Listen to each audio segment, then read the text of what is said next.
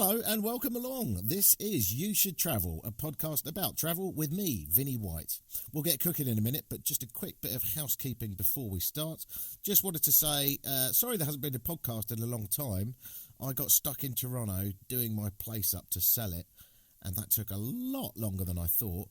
Also, I've been to Edinburgh doing the Edinburgh Festival. Thanks to everyone that came along, and thanks so much for making it such a great show.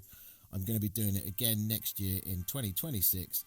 Edinburgh Fringe Fest, the biggest arts festival in the world. I've been doing a stand-up comedy show about the history of electronic music for the last few weeks, and it's been an absolute blast. So thanks so much to everyone I met and all the immense fun I had in Edinburgh. If you want more information about that show, go to historyofelectronic.com. historyofelectronic.com. There will be some more tour dates this year in various locations. And as I say, I'm doing Edinburgh again next year. Right, let's get into this travel podcast then, shall we?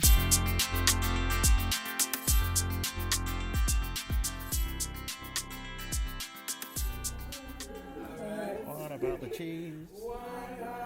What about the biscuits?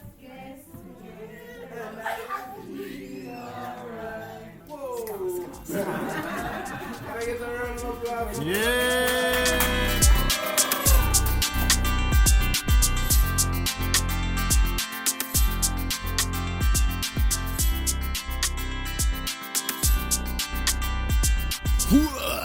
Good evening and welcome to Country 96. There's numbers to go, I'm not sure it's that important, 96, unless you were born in 1996, in case, well done, you're very nearly 30, congratulations. How the fuck did that happen? I am in Kingston, Jamaica. I didn't know I'd be here until about 3 days ago. It was a last minute booking. I don't know much about Kingston. I don't know much about Jamaica. But I'll find out during this podcast. That's one of the reasons I'm here. Well, I guess that is the reason I'm here. I mean, let's be honest, between you and me, the real reason I'm here is to get away from Toronto, where I've been desperately trying to fix up my apartment/shop for sale. Boring caveat, I used to live in Toronto. I've had an apartment/shop there for ages. I don't know what to call it apart from that, because it's a live-work scenario. It's like living in a shop and I'm selling it. If you want to buy it, let me know. I think I'll do, won't it? As boring caveats go. Cool. Okay, so I'm doing that up. I've spent a few months in Toronto sorting that out, and it got so fucking stressful and so desperately boring. God, I hated it. And I thought, you know what I need? Is a mental health break. And if there's one thing that rejuvenates my soul, it's being somewhere I haven't been.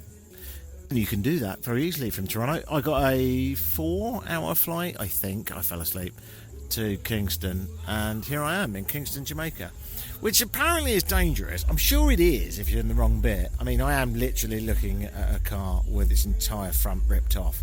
I may be outside a scrapyard because there's another car behind it with no wheels whatsoever. So either the crime rate is so bad that I'm almost definitely going to be shot in 2 minutes, or I found myself in a street that doubles as a scrapyard. I don't know. Who the fuck knows? I do know I've just been to that bar that you can hear in the background. I'll walk there in a minute with you. And I had a couple of red stripes, a couple of beers. The temperature's 30 degrees. You can hear the crickets. And life's pretty bloody good, thanks. Nice to be away. And nice to be seeing something new. Jamaica, an island of 3 million people. Of that, we do know that a good chunk of them live here in Kingston, about a third, so about 1 million. And we also know it is culturally so bloody significant. And tomorrow I'll be going to Bob Marley's house to check out part of that significance. For a small island in the Caribbean, not far away from Cuba, not far away from Haiti, you would be surprised at the cultural impact this small island has had on the world. And a lot of that is through music. Here we are in Jamaica. This is Country 96. I'm on a quest to get to 100 countries, and it's going quite well so far. I mean, I'm on 96, so I assume that's all right. I'm walking over a dilapidated street in not a busy part of Kingston, not a busy part of New Kingston. So New Kingston is a slightly safer part. But here I am in New Kingston. I've been told it's quite safe, and it certainly feels it. I'm walking down a sort of gravelly alleyway to what can only be described as a shack, and that's being quite generous. I don't think it's got windows, but I do know it's got a kick-ass DJ, and the reason I know is the red stripe that's in my hand came from here earlier. Come with me, we'll go and get another one right now. He's very happy to see me, although when I saw him last time he did start playing Ace of Base and other sort of Euro cheesy reggae, which was awful. I don't know what he's playing now. Anyway, stand by. Do you live there? Right here, sir. Do you? Yeah, the one coming with right here, sir.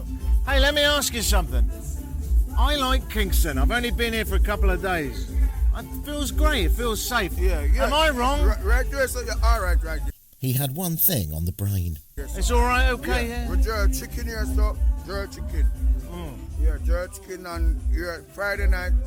The reason why we don't jerk chicken tonight, them have some event up the road. Oh, yeah. So, yeah, we just there, so just enjoy. Yeah, You do the jerk chicken right here? Yeah. Okay. Yeah, so right here, so that's right here, so today, so right here, so you're all right, you're safe right here, so. Then my sovereign center there, so if you want to hang out nearby, you want to have a beer, you're nearby. It's a cool spot. Yeah. Is Kingston safe? It feels safe. Is it okay? Yeah, man, everything okay. Yeah? You want to throw in the circle, you walk any hours. Any hours. Right here, any hours. You're safe around here. Do you feel safe here? Yeah. Yeah. Yeah, I safe here. No problem. I love it. The music's good. The vibe's good. That's all I need. Yeah, right here, so. Do you recommend Kingston to the world? Is Kingston a good place to be? Kingston okay. Body alright. Okay. Yeah. Well, I feel very welcome here. Thanks, man. Yeah, man. I'm going to do jerk chicken. Yeah. You say Friday's a good day, isn't it? Devon! Yo! He's the jerk chicken guy. Look at this guy. This guy was the size of 3 men. Yeah, He knows his chicken. Yeah, in my jerk chicken, man. Friday, jerk chicken guy. Yeah. Okay, I'm going to be here. Yeah, free in place. Yes, sir. Friday. We did a barbecue. Anything you want. Oh, yeah. See up here, son. See up. Later, I talked to my new friend about his family situation. Did you get married and have kids as well? 6. But 6? I don't marry. Jesus I don't Christ, man. 6 kids. Dude, you got a lot of work going on And there. different. It's not one different. How many different? Mother. How many? See, I'm going to 6 different mothers. No, come on. Yeah. What? 6 kids, 6 women. Why? What is it with you? No, because basically, alright. You see, basically, just like come here and tell us, it was a distraction. I play music like everybody knows. So, yo, I just grow up the age now, and then for this. I really like this guy. I'm glad I'm not a woman, because if I was, I probably would have cuddled him and bam, I would have been pregnant. That's just the way this guy rolls. I loved his reasoning for 6 kids, of 6 mums. I don't know if you caught that, but basically he said, the reason I've got 6 kids for 6 mums, I play live music. I mean, I'm a DJ. I've been doing it for 30 years. I'm going to be honest with you then, I haven't had a lot of women throwing themselves at me recently. I did get what seemed to be a proposal from a woman in a petrol station later in this podcast. So it's nice to know I've still got it. But this guy's something else. You couldn't say no, could you? Say everybody just say, yo. That's up. Come at anytime, you're welcome. Jerk chicken style. Yeah. Perfect. Thanks, man. All right. Take care. Oi, thanks for your time. Really good bar, man. Well done. Yeah.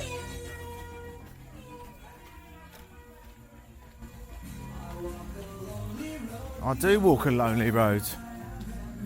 The only one I've ever known.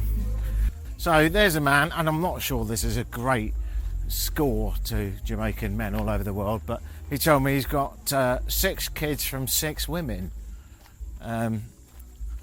He also said that he was very happy, which fair play if you are. God, that sounds like an immense amount of juggling to me.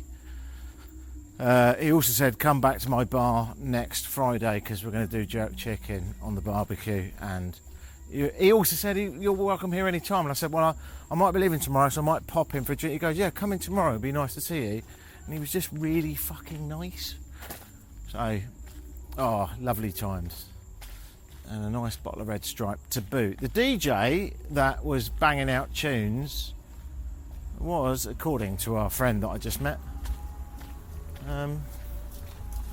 fuck me, they drive on the left. I keep forgetting. I mean, I did grow up in England, but I've just come from Canada. It's very confusing. Yeah, the DJ was amazing.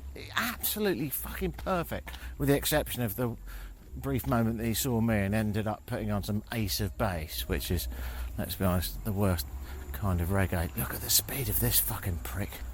Hang on, let me stand back. I'm right outside my hotel, but numbnuts is coming through. Oh, he's fucking taking the speed off now in a Porsche. Shit, I think he might be about to shoot me. Oh, he actually lives there. That's why he's taking the speed off. He lives opposite. Either that or he is about to shoot me. He's honking the horn to make sure his security guard lets him in, which is what I'm doing. This is the world we live in. Thanks, man. So this is a secure building. It's like a compound with a big door that you come into. Thanks, brother. And then you come in and you do your thing. So I'm walking up to my room in my hotel. 30 degrees, despite the fact it's just gone midnight. And I'd say it was an absolutely belting introduction to a vibrant city. And yeah, it's had a massive cultural significance on the world. This is a terrible place to record a podcast, so I'll catch you tomorrow and we'll go to the Bob Marley Museum. Okay, good night.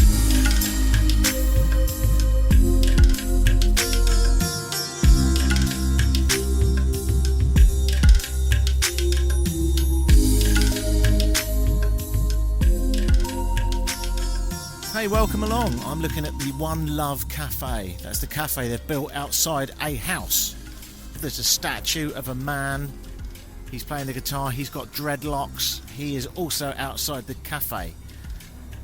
Next to that cafe is a old but quite grand house. And that is the house of the late and definitely great Bob Marley. And it's now a museum. I've just had a walk round it. The Bob Marley Museum here in Kingston, Jamaica. And it was great. It was a real eye-opener. I learnt so much. I'll give you some of it now. I was absolutely amazed at how much I didn't know. The tour is well worth it if you get the chance. It's $25 US, which is quite a lot, but you can't do it without a tour, and the tour guide is, well, in my case, great. I'm just going to walk past this Rasta man on the phone selling drums. I don't know what he's saying, but he's definitely stoned. I know that because the guide just told me that he was stoned and that he was looking forward to finishing the tour so he could have a big draw on his doobie, or words to that effect. Yeah, it's fair to say that weed smoking is as much as part of the culture here as you would probably think it was. The distant sound of either a tropical bird or more likely a clapped out car with a dodgy fan belt. I will walk through Bob Marley's garden as I talk to you about what I've just seen. It's called Bob Marley Place, and it's really worth a look. As I say, for $25 you can't go wrong. Our guide did a lot of interaction which, as a sober British male, I was desperately uncomfortable with. He did things like say, when I say I, you say yeah, and then it expanded to when I say one, you say love, and then it got just a bit too technical, really. Anything past that just absolutely baffled me, but there was lots of interaction. Some people were really good at it. I mean, I've got to be honest, as tours go, he was an absolute, pardon the pun, legend. The pun there being Bob Marley's album Legend. So pun's never that good when you have to point out the root of the pun, but there it is. Triple platinum, I think. 30 million copies. Bob Marley, who was he? Well, he was an incredible artist that started life here in Kingston, Jamaica. His dad was a white guy. I didn't know that, which I feel extremely naive about. Yeah, his dad was Scottish. Bob Marley, I haven't seen the film. I'm quite looking forward to watching the feature film about him. I always like watching a feature film about a person or place when in that place, because suddenly it feels unbelievably relevant and really exciting. So I haven't seen the film, but I have just had a tour of Bob's house, and magnificent.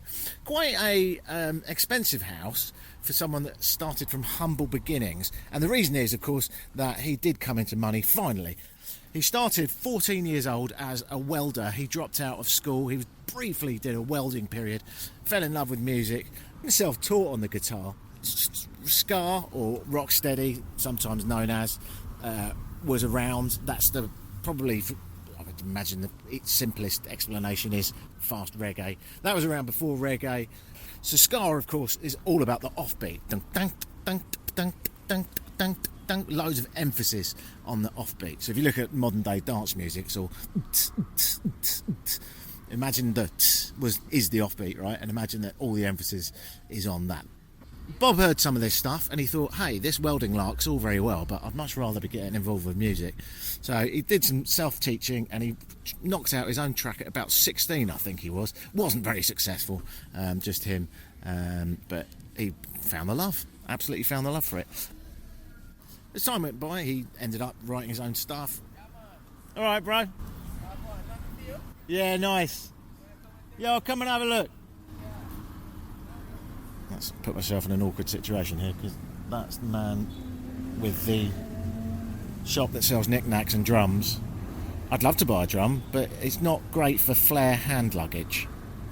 So he said, will I come and have a look? And I stupidly, under the heat of the moment, said yes, which I don't really want to. But anyway, back to Bob Marley. So Bob Marley grew up here in Kingston, Trenchtown, and it was an impoverished place that was violent then. Here, no problem, security guards everywhere, and it's a nicer part of town. Why is it a nicer part of town? Well, Bob did quite well in his later years. The first record company that signed him up basically ripped him off, took all the money, like so often the case with any historical black artists. They get signed up to a record label, they think they're quite popular, because they are, but they don't see any money. So he decided, I am getting out of here, I'm going to do an exodus, I am leaving. And he went to various places where he started getting real money. He came back to Jamaica and set up his own label with a couple of his buddies, and lived in this house. So this house is just down the road, well, from what was the Prime Minister's house, and not far away from another significant leader. I think it was the mayor, forgive me if I'm wrong on that. But either way, this was kind of Millionaires Row. It's called Hope Road here in Kingston. And it was way, way too classy for someone like Bob. But, you know, he was into a bit of money, and he wanted to not only have a house, but have his recording studio within it. So when asked why he was picking an address just a couple of houses down from the Prime Minister, he said, I'm bringing the dodgy parts of town uptown. And so today you can tour his house, and it's brilliant. There's a recording studio in there, all the old analogue kits in there, you know, big dials, knobs, buttons and so on. And you can see the room where he stood many times to record all the hits from Three Little Birds to One Love. And it was just frankly wonderful, with the exception of audience interaction. You're not allowed to take photos in there. I love that, because people are obsessed with them, and otherwise they'd just be doing annoying Instagram. The reason is apparently the copyright on all the singles on the wall. I don't believe that at all.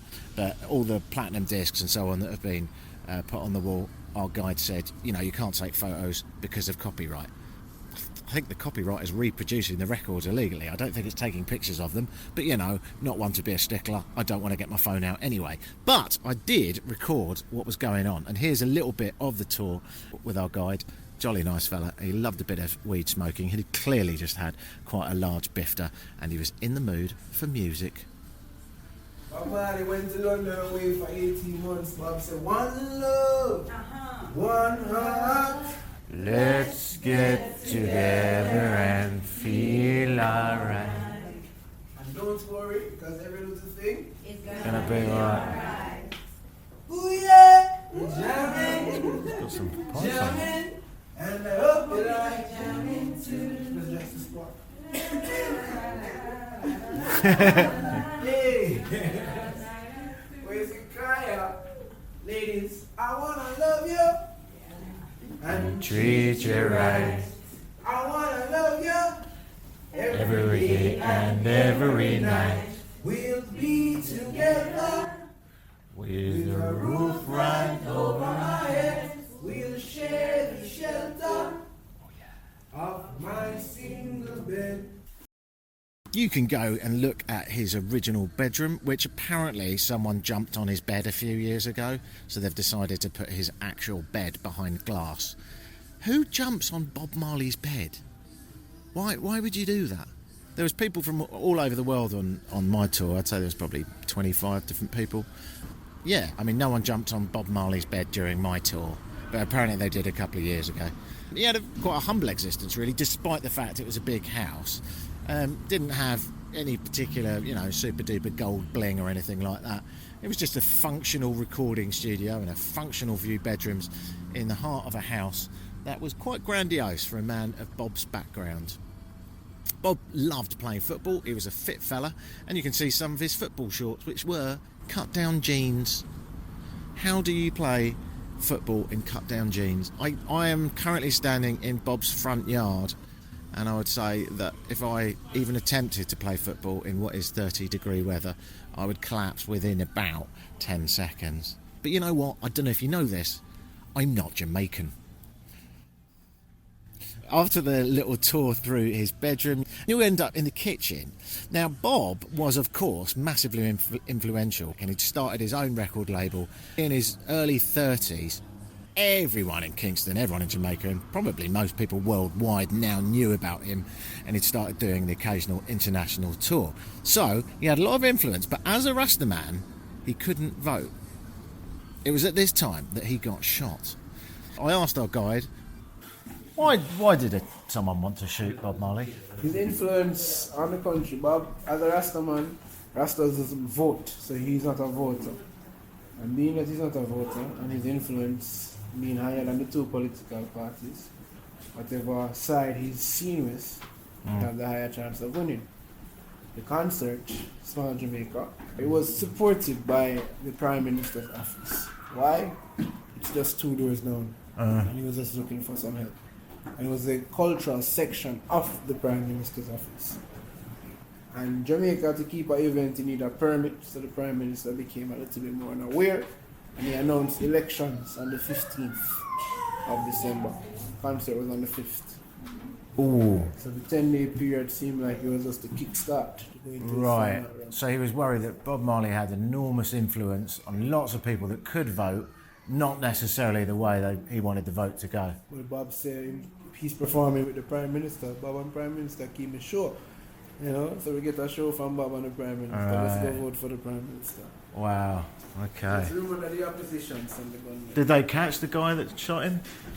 They know the man, or Bob said he knew the man. Because when he returned home, some men came and visited him, and he heard the voice of one of them, and immediately he was brought him back to the night in the kitchen with the gunman.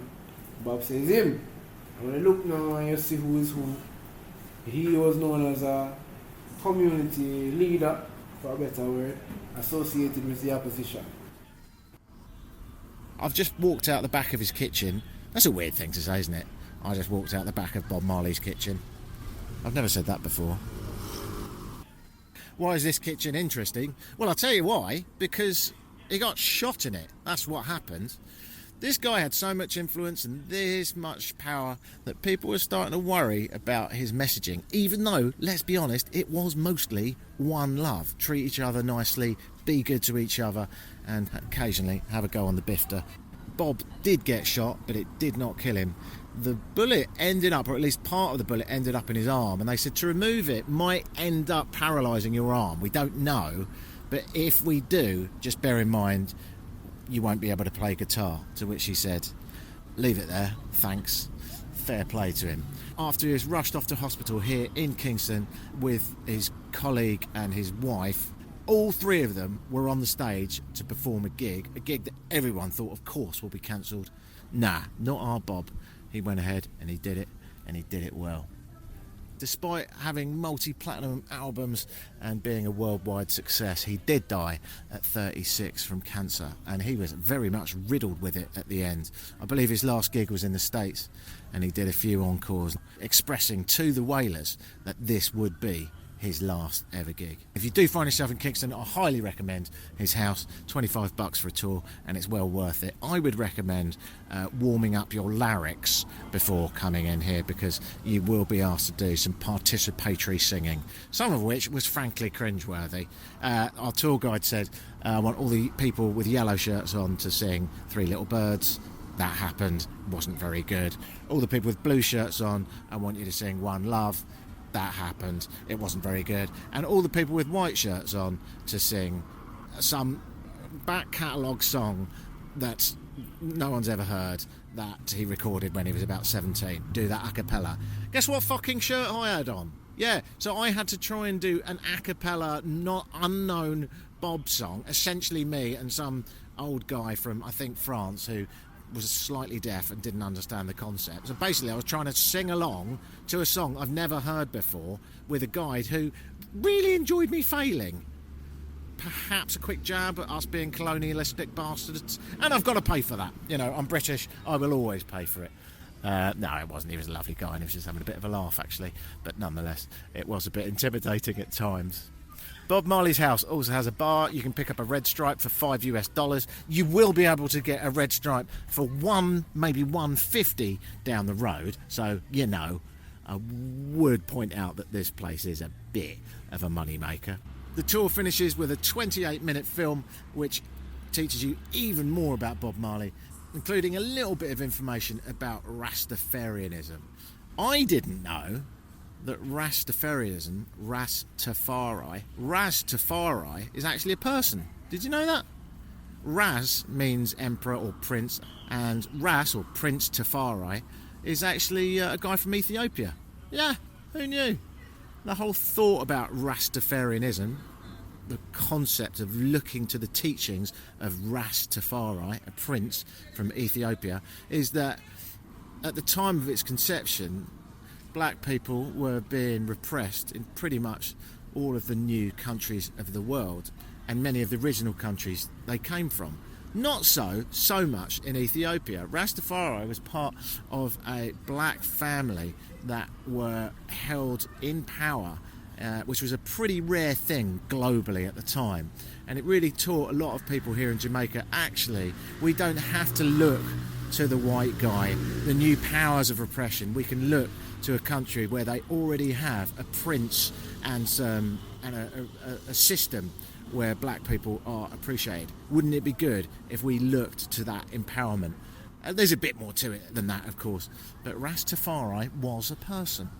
Can't tell you how much I've learned today. All of that new, and I'm in my late 40s.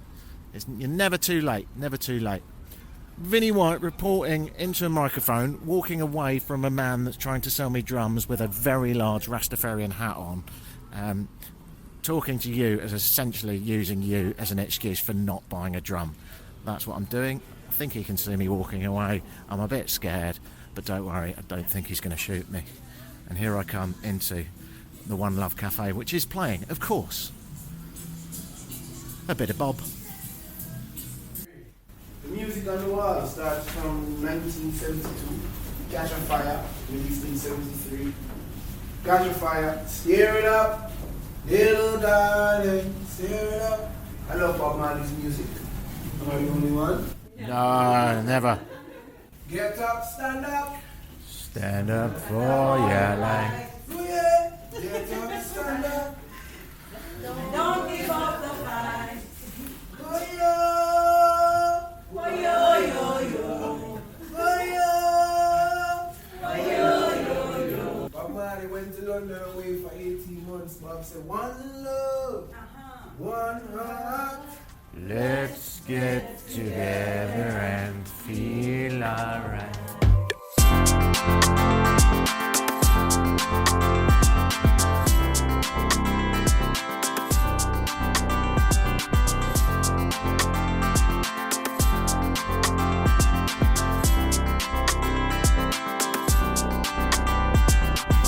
Driving a car from Kingston to a beach resort in the middle of nowhere.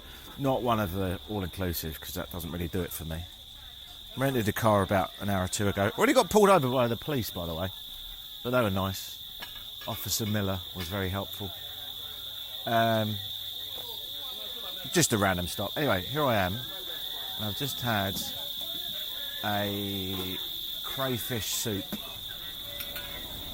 which was about $2. Hey, boss. That was good soup. Okay, man, thank you. We have 4 different soup. That's crayfish. It's red peas with chicken foot. This one is goat head soup. This one is water. And that is red peas with pigtail. Pigtail. Okay. I'm going to try that on the way back. How much do I owe you? That's 150. Thanks, brother. Okay. Thank you, my friend. See you soon. Okay, man. Yeah, he says he's got pig's foot with green peas. The one I had, which was crayfish. Goat's head soup. I don't think you get the whole goat's head. I think the goat's head just sits in the pot and gives it flavour. I mean, you'd be a bit weirded out if you managed to get a goat's head into a Nescafe cup. That's what the soup's served up in. But yeah, I mean, that's why I come to these places. Really, really nice to get out of Kingston. Although, I have to say, I like Kingston. It's got a brilliant vibe. I've been listening to reggae driving along in my Hyundai. And now here I am, just stopped in the jungle. Oh, there's a stray dog. As always, whenever I record a podcast, a dog likes to get involved. I'm just going to give the leftovers of my crayfish soup to a guy with no legs in a wheelchair here. So you snap its head off. Oh, and there's the meat there. Thanks, I actually didn't know that. Next time I'll eat the crayfish. All right, catch you later, man. He just showed me how to open up a crayfish. Crayfish are miniature lobsters. Crustaceans. I do mean miniature. I mean, to be honest, they're kind of prawny or shrimpy. Anyway, back on the road. I have my crayfish soup.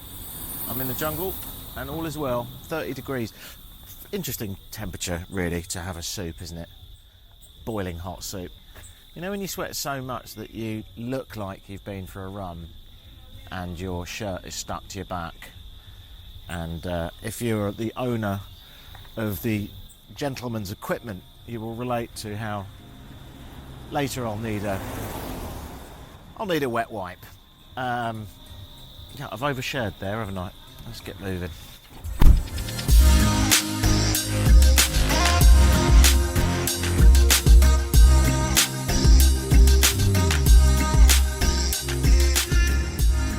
This is a peculiar start to the day. I'm under a bridge, taking shelter from the sun, in a place called Port Antonio. The bridge is huge, actually, and it goes right over the Rio Grande. I don't know why it's called Rio Grande, being that this was a British country. It should really be called the Grand River. But anyway, you get the idea. Here I am, and I'm waiting for a man called Mr. Smith, who I just met at the side of the road. Mr. Smith jumped into my car. Oh, I should mention that he was under a sign saying, rafting on the Rio Grande. So I stopped and said, I'll go rafting on the Rio Grande. And he said, he sounds a bit like Shaggy.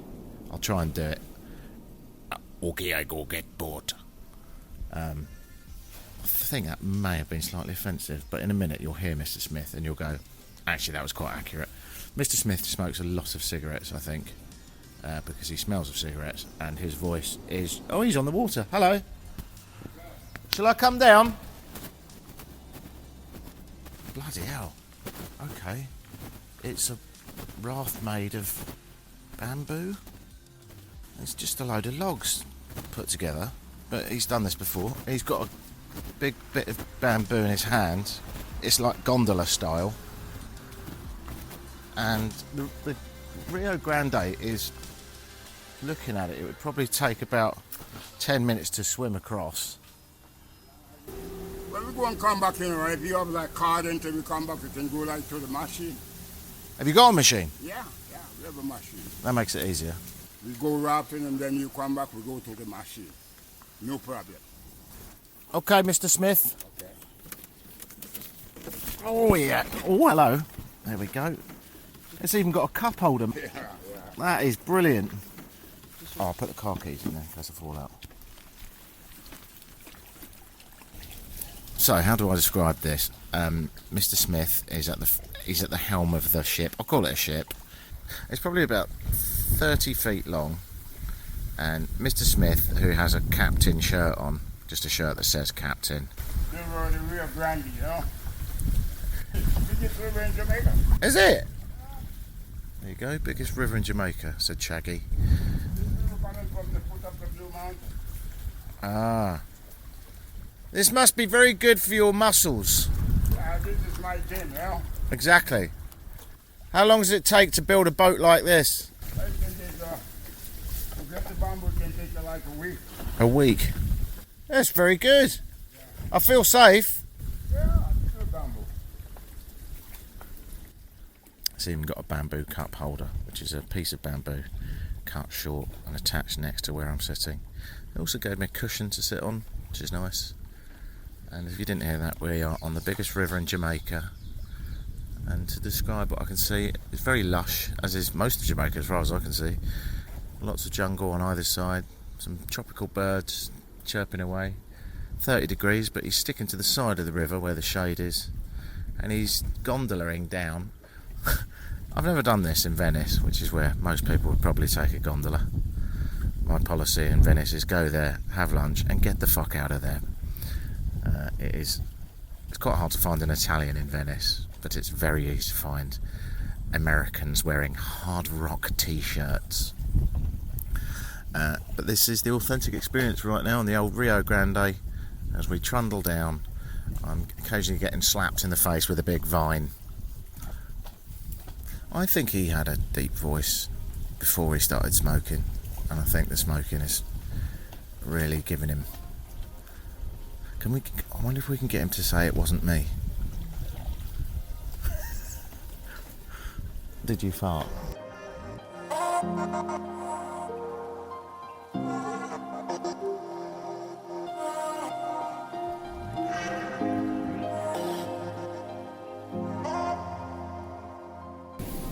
Just on a beautiful gondola down the Rio Grande, widest and deepest river here in Jamaica, under mango plantations and bamboo trees. Saw some crabs scuttling along on the bank. Had a lovely little time. Very hot, so I had to put lots of sun cream on.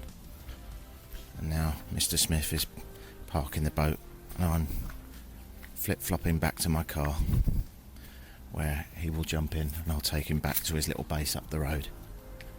And when he does get in, I'm going to tell him he sounds a bit like Shaggy. And it's either going to go well, or it's going to go badly. So stay tuned for me telling a Jamaican he sounds like a famous Jamaican. It's difficult to know how it'll go, really, because if you said I sound like Piers Morgan, I'd probably castrate you. But, you know, there are some famous Brits. But if you say I sound like them... Someone told me I was sounding like Jamie Oliver the other day. Which... Jamie Oliver is a Mockney. That's someone that's pretending to be a Cockney. So he exaggerates a bit like this and gives it a bit of this and that and the other. And I wasn't sure if I was entirely happy with that comment. You sound like someone that's trying to sound like someone from East London.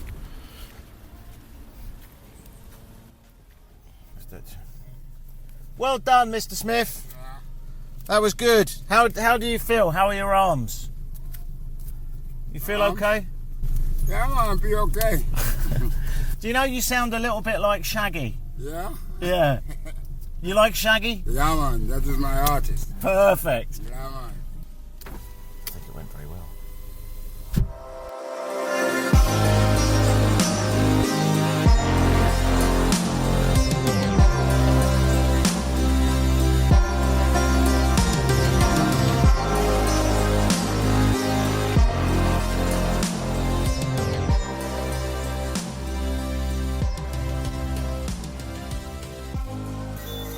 Staying in a place called Port Antonio, and as you can hear from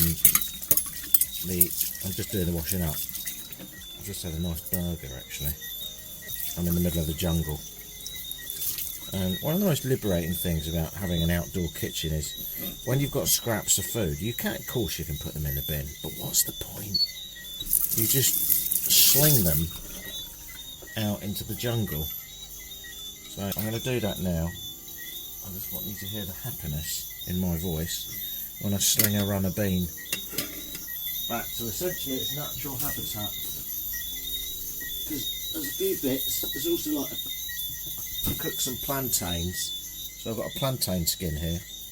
I'm just going to hoy it right out into the jungle. So this outdoor kitchen looks over a very large drop off that eventually makes its way down to the Rio Grande, the meandering big ass river that I went boating on. Boating? Rafting? I don't know. I mean, I went sitting on. I did fuck all. Anyway, I can't get it to the Rio Grande, but this is the sound of me slinging a plantain out into the jungle.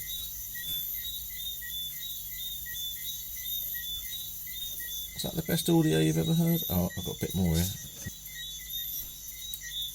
Beautiful. Yeah, it's very liberating. Just think of all the times I've used a pedal bin in my life and how abrasively restrictive they are and how freeing it is to just get your food and sling it out, knowing fully well that it absolutely definitely will be eaten. Bugs or maybe even a monkey. I say that, I haven't seen any monkeys here, but I assume there's monkeys. How could there be monkeys in Central America in exactly the same climate and not here? I looked this up, of course. There was a species of monkey in Jamaica. It was called the Jamaican monkey, but sadly it's been extinct since about 1750, so there are no Jamaican monkeys anymore. Very probably as a result of us humans. So now I've finished slinging my food out into the jungle, I can look over the jungle down onto a black abyss. In the distance there's some really beautiful mountains. I actually didn't know that Jamaica was so mountainous, but it is. Shockingly so, and it really adds another level of beauty looking out. I mean, they're not exactly snow-capped, we're not that high, but we are high enough that it's a little bit cooler up here in the mountains, and you look over these breathtaking vistas, particularly the deep sunsets happening around sort of 7 o'clock all the way through the year, and sometimes you get a mist over the forest. We're high enough that clouds do get trapped, so it does make for a pretty epic view when you look at these mountains with some trapped hazy clouds and some sunsets shockingly orange in the background. Whoa. Yeah, it's alright, Jamaica. I really like it. Really like it. No tourists in this part, of course. I've deliberately not gone where all the cruise ships go. That's Montego Bay. If you think of Jamaica as two frisbees, one on top of the other, which I don't think anyone ever has, but fuck it, we've come this far. If you look at the top frisbee on the west side, that's Montego Bay. A lot of people fly in there. If you look at the bottom frisbee on the east side, so almost the opposite if you like, that's Kingston, and that's of course where a good chunk of people live, and some tourists fly in. I don't probably think that many, actually. And I'm currently on the top frisbee at the east side. So, no tourists around here. Well, I mean, I did see a couple in the supermarket. Anyway, not finished the trip yet, but I can already tell you, I really fucking like Jamaica. Basically, this was a mental health break. I only really thrive in places where I'm learning stuff, and they're interesting to me. I stopped at a vegan cafe briefly. The place had no menu. The owner was a really nice guy. He said, "You don't need a menu. I'll just bring you some stuff." This is what he brought me. So right here we have some fried plantain, sweet and fresh. We have some pumpkin and carrot dumpling here, some boiled plantain, fried plantain all over here. Right here now, we have some rundown. This is coconut milk with pumpkin, carrot, okra, all is different. And this is haki, salad, ital stew. Oh, right? Easy.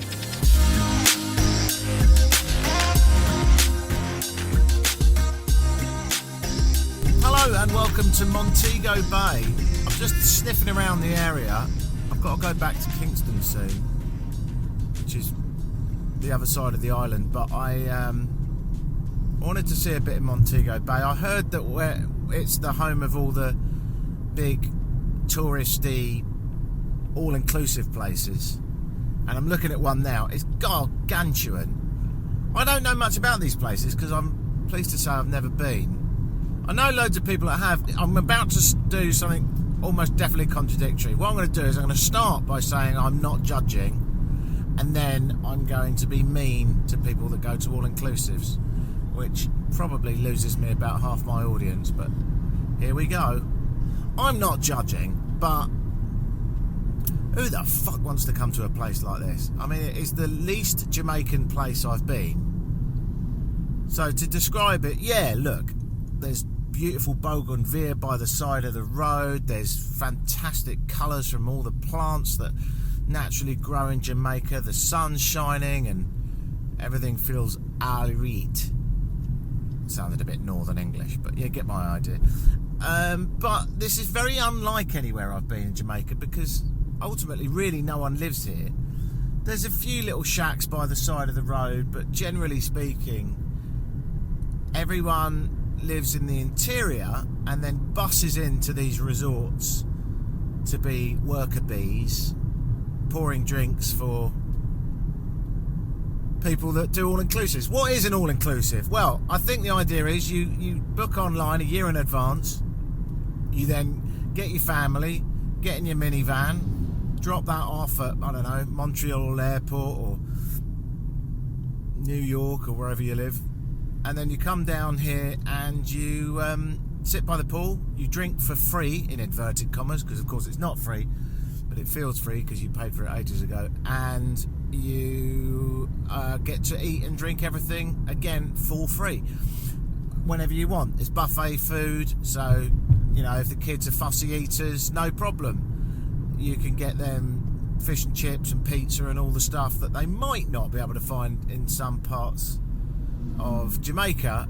And what do? Well, you sit by the pool, and then maybe in the evening when the kids go to bed, you go to the casino, have a couple of whiskies, you go to the cinema room, you throw the kids in the playpen if they're young, or throw them in the, I presume there's some sort of video game room.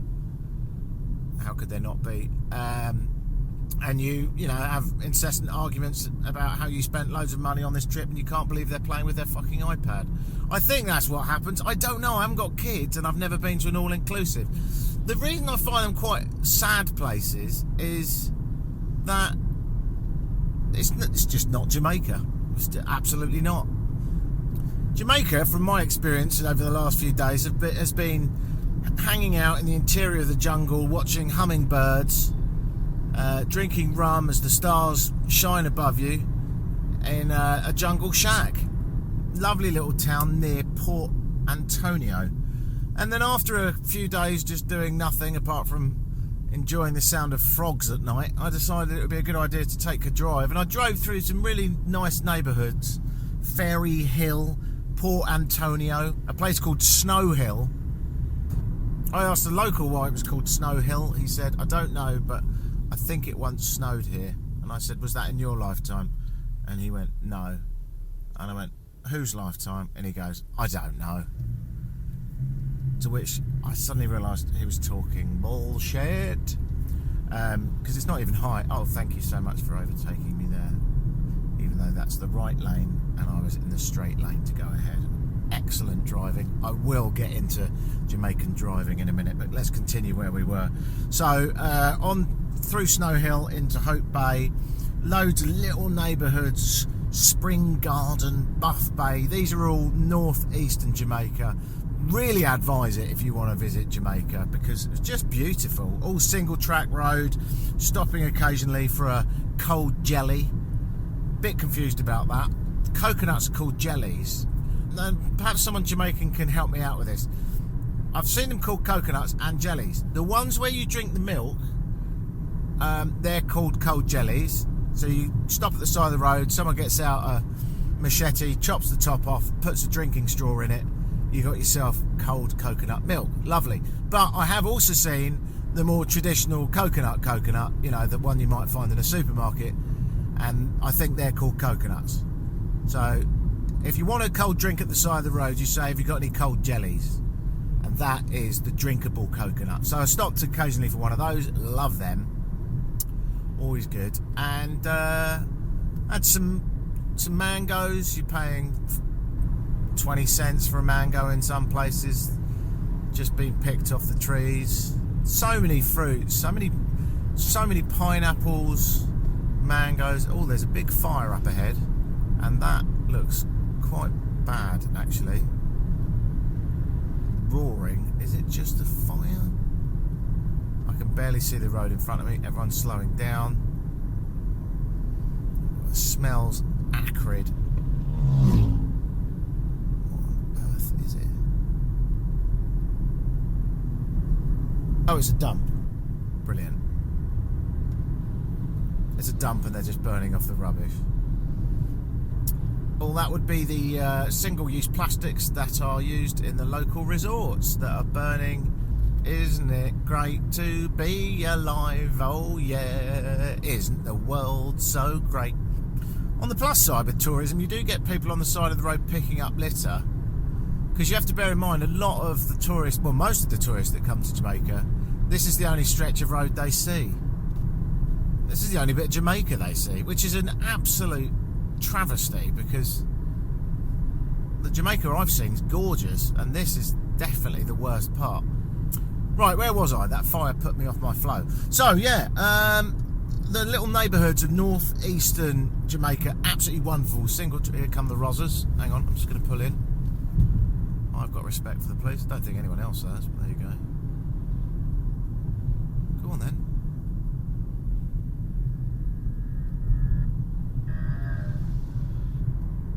So that was a cool drive, enjoyed that, those northeastern little neighbourhoods, lots to see, lots of winding roads, coastal roads, occasional beaches, all of which do not have any resorts on them. Just going to overtake this guy, no I'm not, because someone's pulled out. Tell you what, can't wait to talk to you about the drivers here, can't wait. Just hold it in for a bit longer, and when I release, oof, have I got some things to say. So yeah, down to Buff Bay and then onto Antonio Bay. Went through Islington, which by the way is the least place like Islington I've ever been. Islington, North London. If you could get the opposite of that, nothing but fields, fruit trees and very occasional wooden shacks on the side of the road. Felt gorgeous, loved that. Onto Port Maria. And then I cracked onto a town called Ochos Rios. And that's sort of where things went a bit wrong, really. I noticed that you can't get on the beach unless you pay $10. Locals, in fairness, did get a discount. I think they were paying somewhere in the region of $3. But I don't think we should be fencing off our beaches. I don't think that's how the world should be working. And then charging people to go on it. Mental. Did not like that at all. Also, Ochos Rios had a sort of underbelly of dodginess. The hawkers, people selling you, hammocks or whatever, were the first bit of aggression I've seen. At one point some guy goes, where are you going? I said, I'm just having a look around. And he goes, I don't believe you, why don't you buy something? All right, mate, why don't you back off a bit?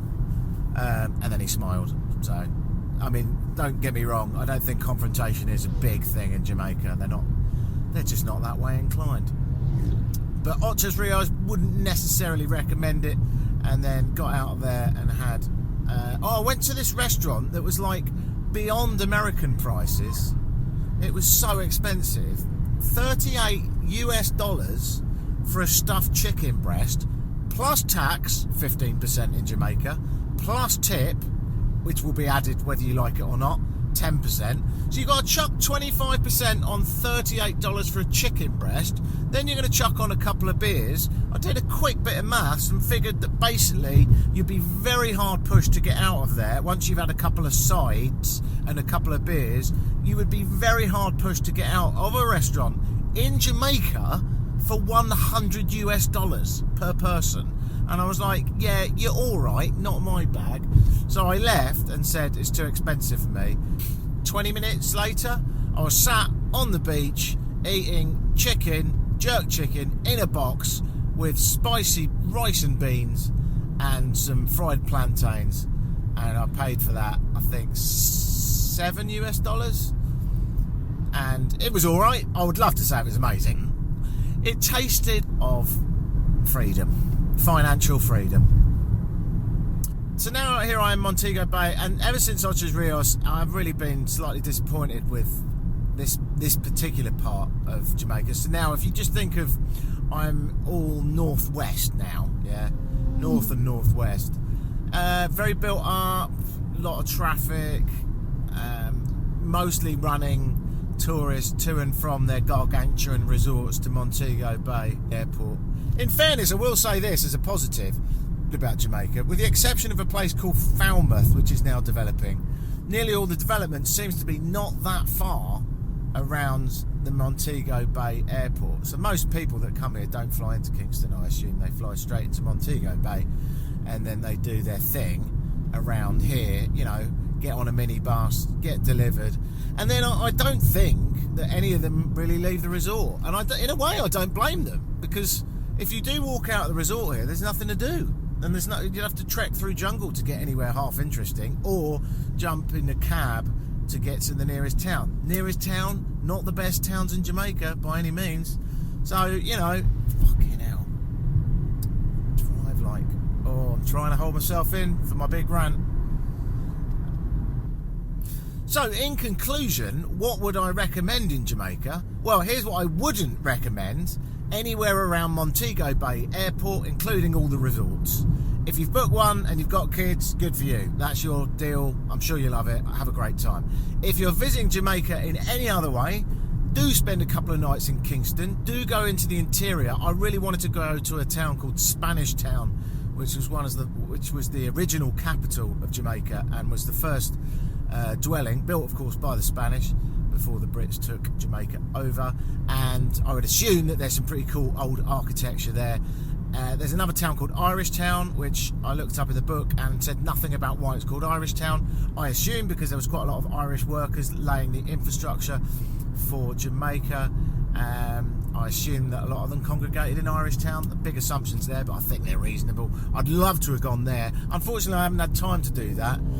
If you're doing an all-inclusive, good for you. If that's your bag, well done. I don't think you should. I think a lot of your money's going to big American conglomerates. I don't think you're getting a very authentic experience. I think you might as well be in Florida. It makes almost no difference. The only difference is for the 20 kilometres you're on the road from Montego Bay Airport to your resort, you'll be on the left. Ooh. The problem is I'm not a very good place to judge because I'm not normal, am I? I mean, I don't have a normal job. I don't have my own kids or anyone else's. And I just don't think I'm in a very good place to judge.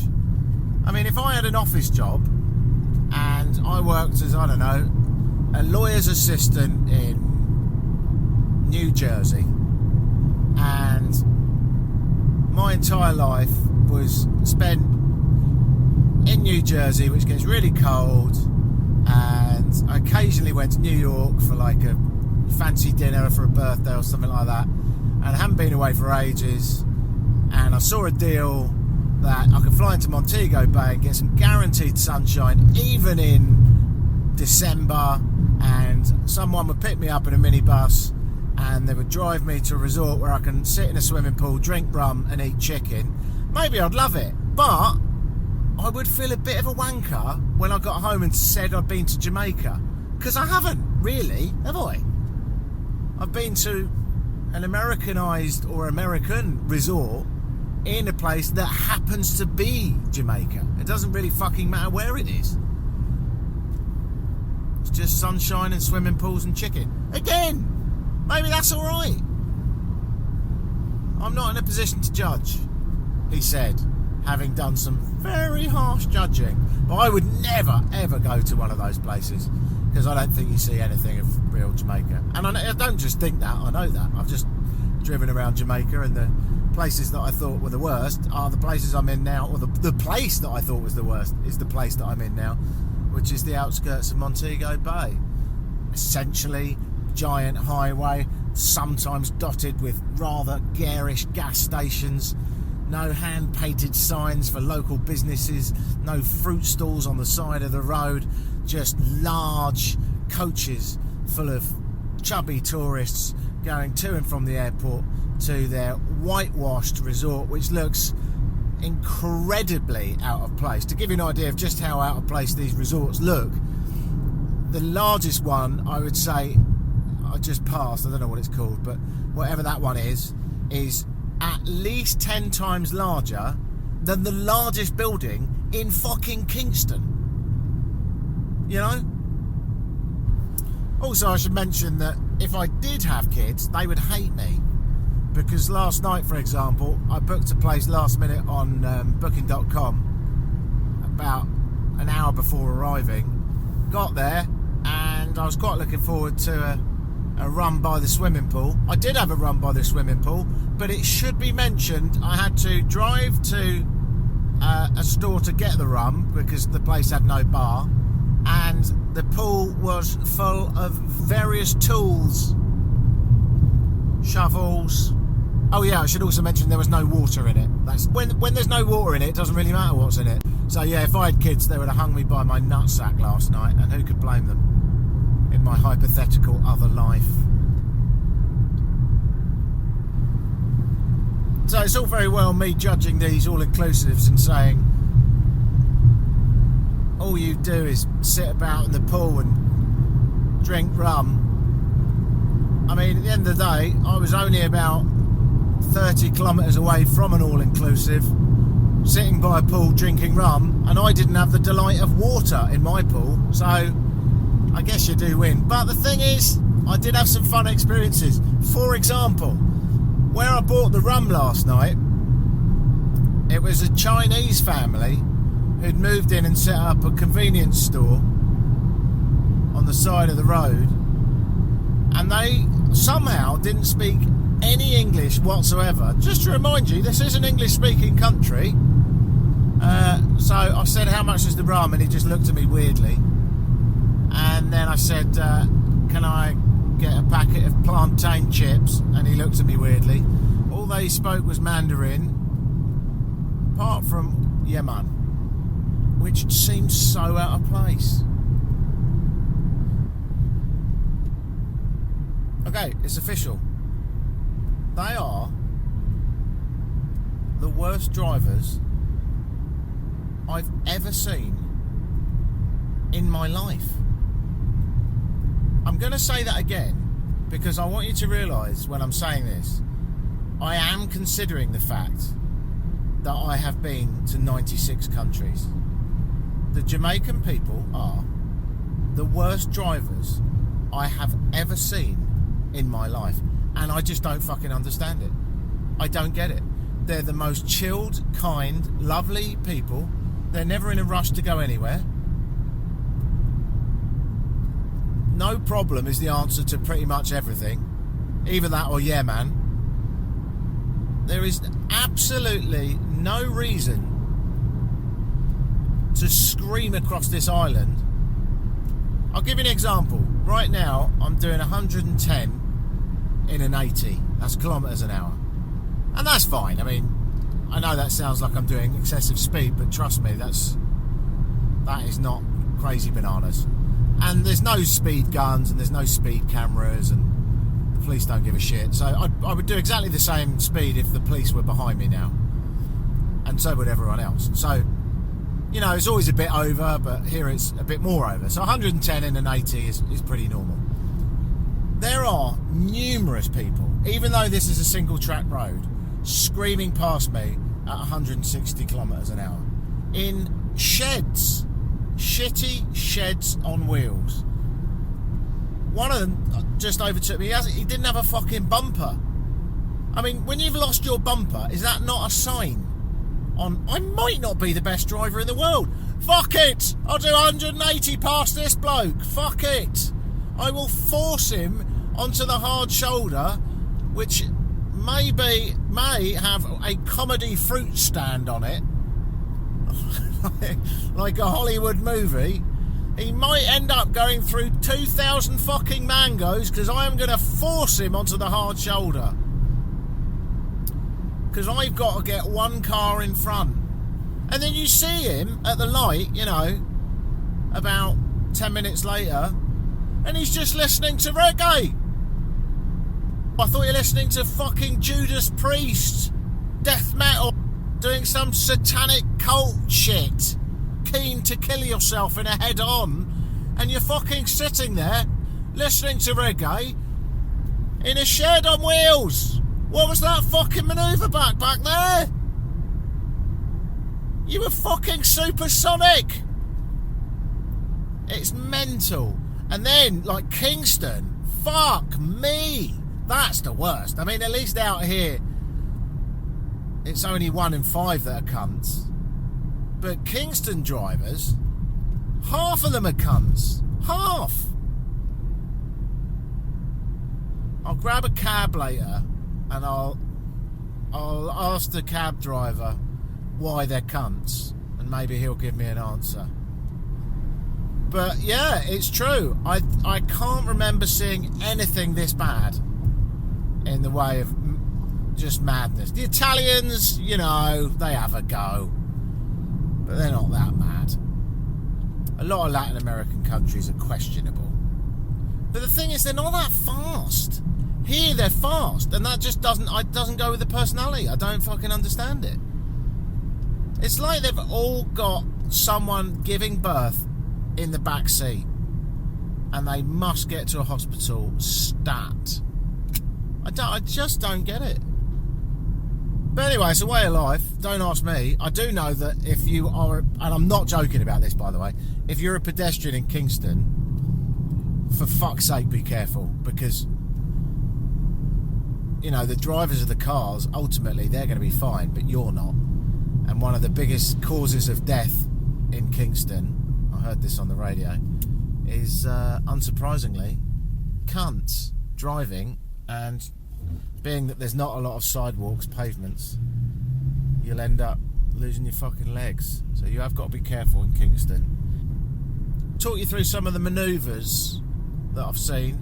My go-to favourite, seems to be perfectly acceptable, is imagine there's a straight lane at the lights and a right lane at the lights. Even if the right lane has a right filter, that right lane is, in fact, in Jamaica, an overtake lane. Help yourself to that. That's not a problem. Go for it. But right means straight, if you want it to. Another manoeuvre by the Jamaicans is, if a light does go red, if a traffic light goes red, if you think you're being cheeky, so I had this earlier, I was like, oh, that is basically red, and I just went through, that was a bit cheeky. 2 cars behind me, no fucking problem, loads of it. So the last guy was loving it, he absolutely could not be redder, could not give a shit. So watch out for T-bones. That must happen a lot. Also, they do become optional, traffic lights, after dark, like so much of Latin America. So there's that. What else we got? We got the screaming up the inside when there's no left lane. So there's no left lane, you're at the lights, someone wants to go left, grass covered vegetation, it's not a problem. That can act as a lane. That is a beautiful lane if you need it to be. So if I want to go left, I'm not going to wait. Why am I going to wait? I'm on a Caribbean island. Time is precious. So I'm going to fucking steamroll down the side of the road where a lane doesn't exist, and I'm going to turn left. If there's a schoolgirl waiting for a bus eating a mango there, she'd better take a few steps back, because I'm the Mac Daddy. That's their policy. And then you've got the pointless overtake. You've all had this, of course, where a guy overtakes, putting himself in disgusting risk on an oncoming vehicle. You have to brake to let him in, even though you really shouldn't. And in a way, there's a little part of you that thinks, I could just stay level with him and force him into that fucking car, but I don't really want to see someone die. So you brake, you let the prick in, and he's achieved 1 space. Well done. And then he'll carry on doing that, dancing in front of every fucking car, until the road opens up and there's loads of passing places, and you realise he hasn't got the fucking steam to get up the hill, so you end up passing him. Madness. Anyway, I will leave it there for now. It just would not be fair if I didn't do a long bit on Jamaican driving. If you're a Jamaican, can you do me a favour? Can you send me an email and just explain what the fuck is going on? Why is it that everyone drives so fast? I asked the car rental place, she said I don't know. I asked the taxi driver, he said I don't know. I said why is everyone in a rush? He said I don't know. So what is that? Why is the temperament of driving so far away from the average Jamaican personality? Please, answers on an email. Go to vinnywhite.co.uk. That's VINNEY white.co.uk and get in touch. If you can give me a half decent answer, I will buy you a pineapple. Right, the rain's coming down, it's rainy season, and if you think the roads are hazardous without the rain, try this. So I'm going to stop talking and go into concentration mode. It does keep this island beautifully green. And maybe I'll just finish this section on this. Despite what I've said about some overbuilding around Montego Bay, Jamaica's fucking gorgeous. I love the flag, the only flag in the world without red, white or blue on it. The golden cross on green and black.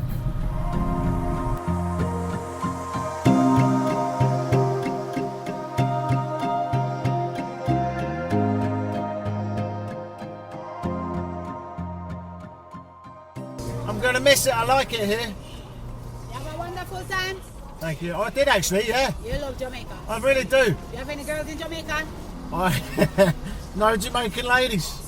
No Jamaican ladies. No. So when you come here, you just book in and just enjoy and go back home. Basically, yeah.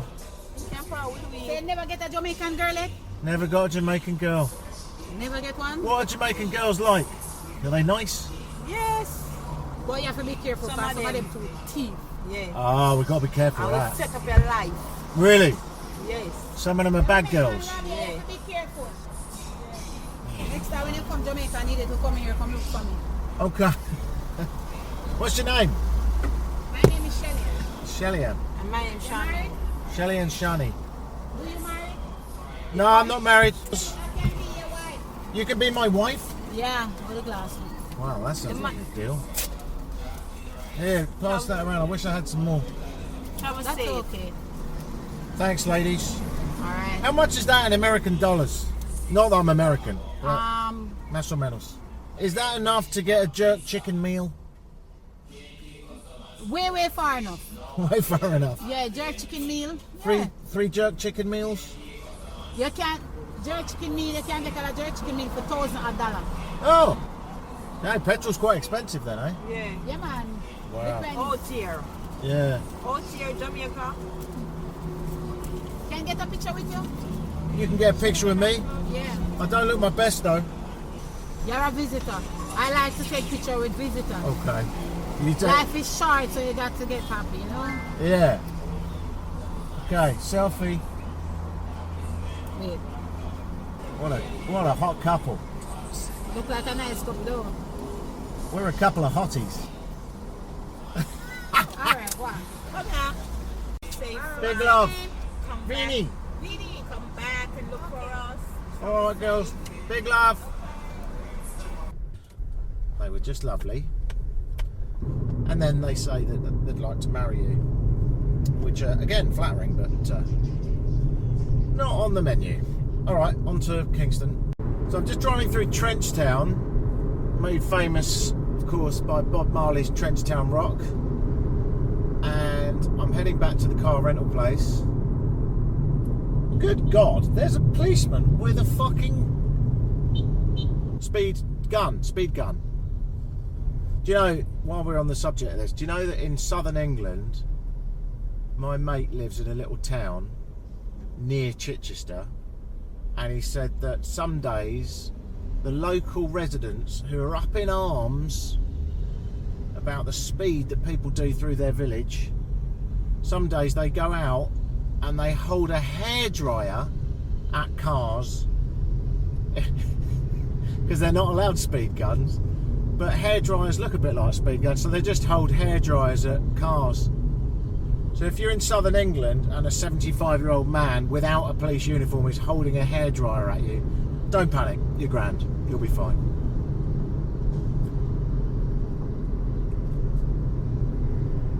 And I wonder sometimes about that gentleman's wife, you know. 7 o'clock in the morning. Cecil, you going out with a hairdryer again? Yes, love, I'm going to slow these bastards down. Yep, you show them love. I'm just going to stay in bed if that's all right. When you come back, can you bring me a coffee?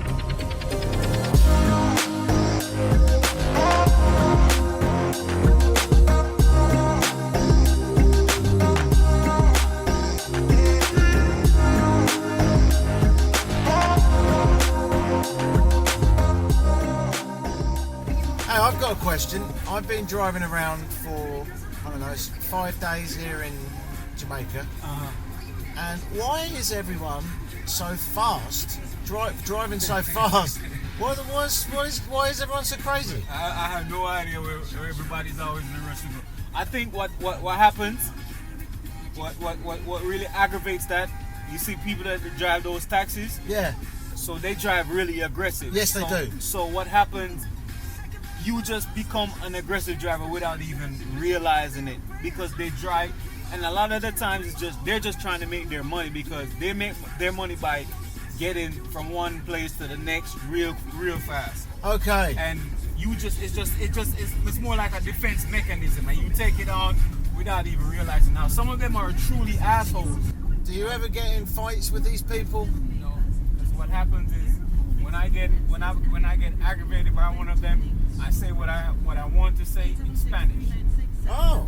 So it never really leads to anything physical, or you know what I mean? Puta madre. Yeah, I cuss them in Spanish and just leave it at that. Do you speak Spanish? I speak enough. So like the other day, I got pulled over by the police, and when they pulled me over, I just started speaking a whole bunch of Spanish, and they had no idea what I was saying, and they called 2 more cars, and it was just they're trying to figure out everything that I'm saying. And eventually I told them, hey, I speak English, and it was fun and games and laughs after like 30-45 minutes. Wow. But they were truly amazed, because they're like, you are the first Jamaican that we've met who's, you know, to actually speak Spanish, and you know, it's just all fun and games and laughs and stuff like that. You see them and they're in the right lane, but they're not going right. They're just straight to the front and then bosh. And their cars aren't that quick, so they try and cut in front of you, but they take fucking ages to do it. Yeah. Yeah. You must see that every day. Every day. And it takes a lot of patience. It takes so much patience. Yeah, good luck, brother. Have you got another fare now? Have you got another person? I think I do. Oh, it's going well. Okay, all the best, brother. Take care.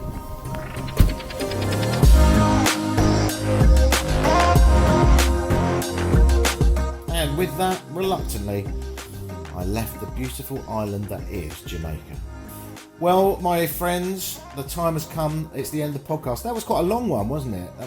I could probably chop that into 2, but if you made it to the end, I'd appreciate you sticking with it. If you want to donate to help host these podcasts, then you can go to vinnywhite.co.uk, VINNEY, white like the colour, .co.uk, and click on Vinny Who, and there's a donate button. You can help me buy some more podcasting equipment. And hey, drop me a line, say hello. I'll come back here and make an announcement when I've got some more tour dates lined up for my show on the history of electronic music. If you want to learn more about it, go to historyofelectronic.com. I think I mentioned that earlier. Right, let's leave it there. We're just coming into September now. Nothing planned immediately, but definitely some exciting travel towards the end of the year. Maybe the Himalayas. It's a tough gig. All right, big love.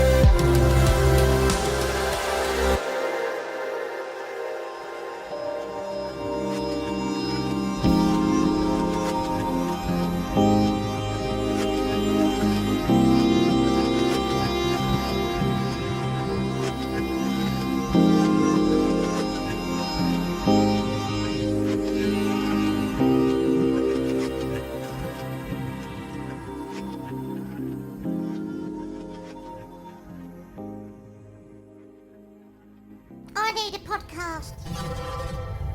WeMakePodcasts.com